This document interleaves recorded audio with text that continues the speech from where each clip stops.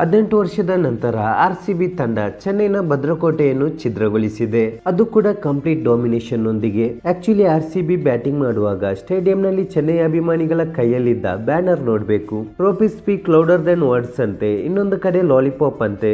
ಆದ್ರೆ ಈ ಎಲ್ಲಾ ಬ್ಯಾನರ್ ಗಳು ಸೆಕೆಂಡ್ ಇನ್ನಿಂಗ್ಸ್ ನಲ್ಲಿ ಎಲ್ಲಿ ಹೋಯ್ತು ಅಂತ ಗೊತ್ತಿಲ್ಲ. ಮೇ ಬಿ ಅಲ್ಲಿದ್ದ ಆರ್ಸಿಬಿ ಅಭಿಮಾನಿಗಳ ಕಾಲಡಿಗೆ ಬಿದ್ದಿತ್ತೋ ಏನೋ. ಅದೇನೇ ಇರ್ಲಿ, ಚೆನ್ನೈನ ಈ ಪಿಚ್ ಚೇಸಿಂಗ್ ಟೀಮ್ ಗೆ ಅನುಕೂಲವಾಗಿರುವುದರಿಂದ ಟಾಸ್ ಗೆದ್ದ ಋತುರಾಜ್ ಗೈಕ್ವಾಡ್ ಬ್ಯಾಟಿಂಗ್ ಅನ್ನು ಆಯ್ಕೆ ಮಾಡ್ತಾರೆ.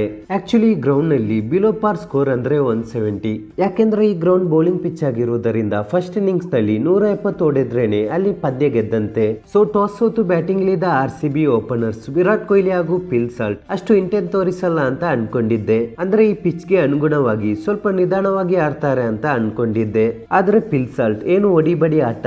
ಆಕ್ಚುಲಿ ಇವರ ಎದುರು ಈ ಪಿಚ್ ಲೆಕ್ಕಾಚಾರ ಲೆಕ್ಕಕ್ಕೆ ಬರಲ್ವಾ ಅಂತ ಬೌಲಿಂಗ್ ಪಿಚ್ ನಲ್ಲಿ ಚೆನ್ನೈನ ಬೌಲರ್ ಗಳಿಗೆ ಸ್ವಲ್ಪನೂ ರೆಸ್ಪೆಕ್ಟ್ ಕೊಡದೆ ಅವರನ್ನು ಹಿಗ್ಗಾಮುಗ್ಗಾ ಹೊಡೆದ್ರು. ಇನ್ನು ವಿರಾಟ್ ಕೊಹ್ಲಿ ಇವರು 30 ಬಾಲ್ ನಲ್ಲಿ 31 ರನ್ ಗಳಿಸಿದ್ರು. ಆಕ್ಚುಲಿ ಇವರು ಇನ್ನಿಂಗ್ಸ್ ಅನ್ನು ನಿಧಾನವಾಗಿ ಶುರು ಮಾಡಿದ್ರು. ಇನ್ನೇನು ಗೇರ್ ಬದಲಾಯಿಸುವಷ್ಟರಲ್ಲಿ ಔಟ್ ಆಗುತ್ತಾರೆ. ಇನ್ನು ಸಾಲ್ಟ್ 32 ರನ್ ಗಳಿಸಿ ಔಟ್ ಆದ್ಮೇಲೆ ದೇವದತ್ ಪಡಿಕ್ಕಲ್ ರವರು ಎಂಟ್ರಿ ಕೊಡುತ್ತಾರೆ.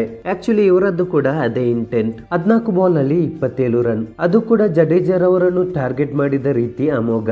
ಆದ್ರೆ ಆರ್ಸಿಬಿ ಟೀಮ್ ಗೆ ರಿಯಲ್ ಗೇಮ್ ಚೇಂಜರ್ ಮಾತ್ರ ಕ್ಯಾಪ್ಟನ್ ರಜತ್ ಪಟಿದಾರ್. ನಿಜವಾಗ್ಲೂ ಒಂದು ಎಕ್ಸಲೆಂಟ್ 50 ಹೊಡೆದು ಸಿಎಸ್ಕೆ ಬೌಲಿಂಗ್ ಅನ್ನು ಒಳ್ಳೆ ಡ್ಯಾಮೇಜ್ ಮಾಡಿದ್ರು. ನಂತರ ಆರ್ಸಿಬಿ ಸ್ವಲ್ಪ ಮೂವ್ಮೆಂಟ್ ಅನ್ನು ಕಳೆದುಕೊಂಡ್ರು. ಟೀಮ್ ಡೇವಿಡ್ ನ ಲಾಸ್ಟ್ ಓವರ್ ನಲ್ಲಿ ಹ್ಯಾಟ್ರಿಕ್ ಸಿಕ್ಸರ್ ಗಳ ಸಹಾಯದಿಂದ ಆರ್ಸಿಬಿ ತಂಡ ಸಿಎಸ್ಕೆಗೆ 198 ರನ್ ಗಳ ಟಾರ್ಗೆಟ್ ಅನ್ನು ನೀಡುತ್ತೆ. ಇನ್ನು ಇದನ್ನು ಚೇಸ್ ಮಾಡಲು ಬಂದ ಸಿಎಸ್ಕೆ ಬ್ಯಾಟ್ಸ್ಮನ್ ಗಳು ಪಂದ್ಯದ ಯಾವ ಸಿಚುವೇಶನ್ ಅಲ್ಲೂ ಆರ್ಸಿಬಿ ಬೌಲರ್ ಗಳನ್ನು ಬೀಟ್ ಮಾಡಲು ಆಗ್ಲಿಲ್ಲ.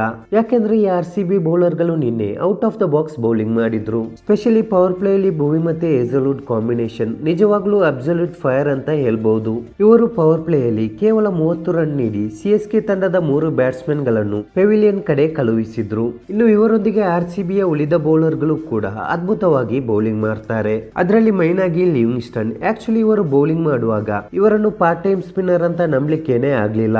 ಇವರು 4 ಓವರ್ ನಲ್ಲಿ ಕೇವಲ 28 ರನ್ ನೀಡಿ 2 ವಿಕೆಟ್ ಅನ್ನು ಪಡೆಯುತ್ತಾರೆ. ಇನ್ನು ಯಶ್ ದಯಾಲ್ ಕೂಡ 3 ಓವರ್ ನಲ್ಲಿ 18 ರನ್ ನೀಡಿ 2 ವಿಕೆಟ್ ಅನ್ನು ಪಡೆಯುತ್ತಾರೆ. ಅದು ಕೂಡ ಕ್ರೀಸ್ ನಲ್ಲಿ ಸೆಟ್ ಆಗಿದ್ದ ರಚಿನ್ ರವೀಂದ್ರ ಮತ್ತು ಶಿವಮ್ ದುಬೆಯ ವಿಕೆಟ್ ಅನ್ನು. ಸೊ ಈ ಮ್ಯಾಚ್ ನಲ್ಲಿ ಆರ್ಸಿಬಿಯ ಫಾಸ್ಟ್ ಬೌಲಿಂಗ್ ಯೂನಿಟ್ ತುಂಬಾ ಸೂಪರ್ ಆಗಿ ಬೌಲಿಂಗ್ ಮಾಡಿದ್ರು. ಆಕ್ಚುಲಿ ಕಳೆದ ಕೆಲವು ಸೀಸನ್ ಗಳಲ್ಲಿ ಆರ್ಸಿಬಿ ಮಿಸ್ ಮಾಡಿದ್ದು ಕೂಡ ಇದೆ. ಸೊ ಕೊನೆಯದಾಗಿ ಚೆನ್ನೈ ತಂಡ 146 ರನ್ ಅನ್ನು ಕಳೆ ಹಾಕಿ ಆರ್ಸಿಬಿ ವಿರುದ್ಧ 50 ರನ್ ಗಳಿಂದ ಹೀನಾಯವಾಗಿ ಸೋಲು ಕಾಣುತ್ತಾರೆ. ಇನ್ನು ಆರ್ಸಿಬಿ ಸೀಸನ್ ನ ಮೊದಲ 2 ಪಂದ್ಯವನ್ನು ಗೆದ್ದು ಪಾಯಿಂಟ್ಸ್ ಟೇಬಲ್ ನಲ್ಲಿ ಟಾಪ್ ನಲ್ಲಿ ಬಂದು ಕೂತಿದೆ.